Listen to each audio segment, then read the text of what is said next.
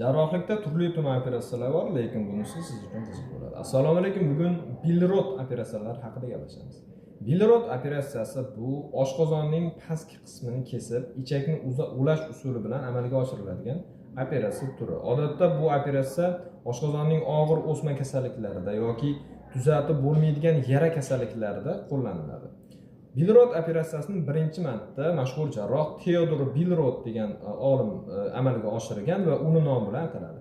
Bilrod operatsiyalari ikkita turli bo'ladi. Birinchisi bu Bilrod 1 operatsiyasi. Bilrod 1 operatsiyasida oshqozon to'g'ridan-to'g'ri 12 barmoq ichakka ulanadi. Ya'ni oshqozonda eng pastki qismida o'sma yoki tuzalmaydigan yara bo'lsa, o'sha joyini kesib olib tashlab, qolgan qismini 12 barmoq ichakka to'g'ridan-to'g'ri ulab qo'yadi.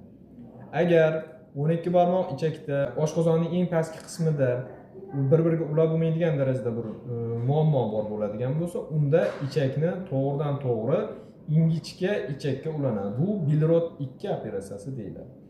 Ikkalasining farqi shundaki, Bilrod 1 operatsiyasidan keyin bemorning yegan ovqat mahsulotlari to'g'ridan-to'g'ri 12 barmoq ichakka tushadi. Bilrod 2 operatsiyasida esa ovqat mahsulotlari 12 barmoq ichakka emas, to'g'ridan-to'g'ri ingichka ichakka tushish orqali hazm traktida davom etadi.